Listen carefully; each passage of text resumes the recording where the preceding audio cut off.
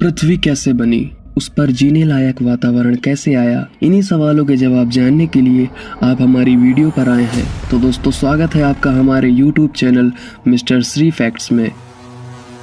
आज से लगभग 5 बिलियन साल पहले अंतरिक्ष में कई गैसों के मिश्रण से एक बहुत ही जोरदार धमाका हुआ।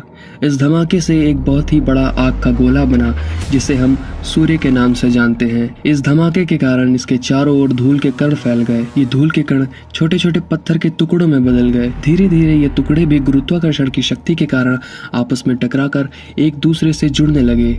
इस तरह हमारे सौरमंडल का जन्म हुआ। कई मिलियन साल पहले गुरुत्वाकर्षण शक्ति ऐसे पत्थरों और चट्टानों को धरती बनाने के लिए जोड़ती रही।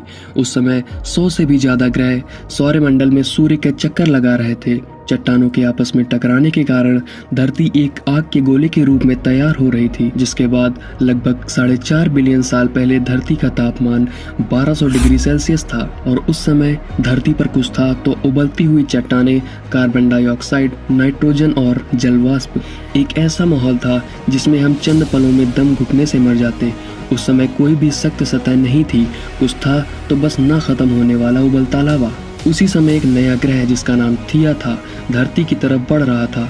उसका आकार मंगल ग्रह जितना था। इसकी गति 50 किलोमीटर प्रति सेकंड थी, जो कि बंदूक से चली हुई गोली से 20 गुना ज्यादा थी। जब यह धरती की सतह से टकराया तो एक बहुत बड़ा धमाका हुआ, जिससे बहुत सा कचरा धरती से बाहर निकल गया और वह ग्रह धरती में विलीन हो गया। कई हजार साल तक गुरुत्वाकर्षण अपना काम करती रही और धरती से निकले हुए कण कई हजार साल तक इकट्ठा कर धरती के इर्द गिर्द एक चक्कर बना दिए। इस चक्कर से एक गेंद बनी, जिसे हम चांद कहते हैं। ये चांद उस समय 22,000 किलोमीटर दूरी पर था, जबकि आज ये 4 लाख किलोमीटर दूर है। दिन जल्दी बीत रहे थे, लेकिन धरती में बदलाव धीरे धीरे आ रहे थे। 3.9 बिलियन साल पहले पृथ्वी की उत्पत्ति होने के बाद अंतरिक्ष में बचे चट्टानों का धरती पर हमला होने लगा। आसमान से गिरते इन उल्का में एक अजीब से क्रिस्टल थे, जिन्हें आज नमक के रूप में प्रयोग किया जाता है। ये उल्का धरती पर 20 मिलियन साल तक गिरते रहे, जिस कारण धरती पर काफी पानी इकट्ठा हो गया। धरती पर पानी इकट्ठा होने के कारण धरती की ऊपरी सतह ठंडी होने लगी और उबलती चट्टानें ठंडी होने के कारण सख्त होने लगी। लेकिन धरती के अंदर लावा उसी रूप में मौजूद रहा। धरती का ऊपरी तापमान 70 से 80 डिग्री सेल्सियस हो चुका था। धरती की ऊपरी सतह भी सख्त हो चुकी थी। धरती के वातावरण में बदलाव लाने के लिए यह तापमान और हालात एकदम सही थे। 3.8 बिलियन साल पहले धरती पर पानी भी पहुंच चुका था और ज्वालामुखी फूट फूट कर छोटे छोटे द्वीप बना रहे थे। उल्काओं की बारिश अभी रुकी नहीं थी। पानी और नमक के अलावा ये उल्का और भी कुछ ला रहे थे, कुछ ऐसे खनिज पदार्थ जो जीवन की उत्पत्ति करने वाले थे। ये खनिज पदार्थ थे कार्बन और अमीनो एसिड।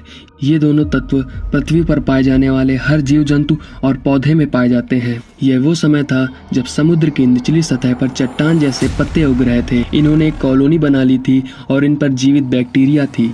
इन पत्तों को स्टोमेटोलाइट कहा जाता है। ये बैक्टीरिया सूर्य की रोशनी से अपना भोजन बनाते हैं। इस प्रक्रिया को फोटोसिंथेसिस कहते हैं। 2 बिलियन साल तक ऑक्सीजन गैस का स्टार बढ़ता रहा। धरती के घूमने का समय भी कम होता रहा। दिन बड़े होने लगे। 1.5 बिलियन साल पहले दिन 16 घंटे के होने लगे थे और कई मिलियन सालों बाद सागर के नीचे दबी धरती की ऊपरी सतह कई बड़ी प्लेटों में बट गई। धरती के नीचे फैले लावा ने ऊपरी सतह को गतिमान कर दिया। इस गति के कारण सारी प्लेटें आपस में जुड़ गई थी और बहुत विशाल द्वीप तैयार हुआ। लगभग 400 मिलियन साल के समय में धरती का पहला सुपर कॉन्टिनेंट तैयार हुआ, जिसका नाम था रोडिनिया। लेकिन धरती के ऊपर ज्वालामुखी फटने का सिलसिला भी जारी था। ज्वालामुखी के साथ निकलने वाले लावे के साथ निकलती थी गैसें और हानिकारक कार्बन डाइऑक्साइड। वातावरण में फैली कार्बन डाइऑक्साइड ने सूर्य की किरणों को सोखना शुरू कर दिया, जिससे धरती का तापमान बढ़ने लगा। बढ़ते तापमान के कारण सागर से जल के बादल बने और कार्बन डाइऑक्साइड की उपस्थिति में अम्ल वर्षा हुई। बारिश के साथ आने वाली कार्बन डाइऑक्साइड को चट्टानों और पत्थरों ने सोख लिया। वातावरण में कार्बन डाइऑक्साइड खत्म हो जाने से कुछ हजार सालों में तापमान घटकर -50 डिग्री सेल्सियस हो गया। बर्फ और बढ़ती चली जा रही थी। धरती का केंद्र भी गर्म था, ज्वालामुखियों का फटना भी जारी था, लेकिन बर्फ इतनी ज्यादा हो चुकी थी कि ज्वालामुखी से निकलने वाली गर्मी उसे पिघला नहीं पा रही थी। एक बार फिर कार्बन डाइऑक्साइड ने अपनी ताकत दिखाई और सूर्य की गर्मी को सोख कर बर्फ को पिघलने पर मजबूर कर दिया। अब तक एक दिन 22 घंटों का था। बर्फ पिघलते समय सूर्य से आने वाली पराबैंगनी हानिकारक किरणों से एक केमिकल रिएक्शन हुआ, जिससे पानी में से हाइड्रोजन परऑक्साइड बनी और इसके टूटने से ऑक्सीजन, यही ऑक्सीजन गैस 50 किलोमीटर ऊपर वातावरण में पहुंची तो वहां भी एक केमिकल रिएक्शन हुआ, जिससे ओजोन नाम की एक गैस बनी जो सूर्य से आने वाली हानिकारक किरणों को रोकने लगी, जिसने जीवन की शुरुआत को एक आधार दिया। अगले 150 मिलियन साल तक इस गैस की परत काफी मोटी हो गई थी। इसके साथ ही पेड़ पौधे अस्तित्व में आए और ऑक्सीजन की मात्रा और बढ़ने लगी। यहाँ तक सब कुछ ठीक था। पानी में से पहली मछली टिकटैलिक बाहर आने की कोशिश कर रही थी। इसने धरती को अपना निवास स्थान बना लिया था। इसके साथ ही ड्रैगन फ्लाई का जन्म हुआ और कई जीव बनने लगे। ऑक्सीजन की मात्रा ज़्यादा होने के कारण इनकी हड्डियां और मांसपेशियां बड़ी तेजी के साथ बढ़ रही थीं। दोस्तों, आज की वीडियो में बस इतना ही और आगे की जानकारी हम आपको पार्ट 2 में देंगे और आप हमें कमेंट करके ज़रूर बताएं कि आपको वीडियो कैसी लगी। वीडियो को लाइक करना और चैनल को सब्सक्राइब करना बिल्कुल मत भूलें। Thank you.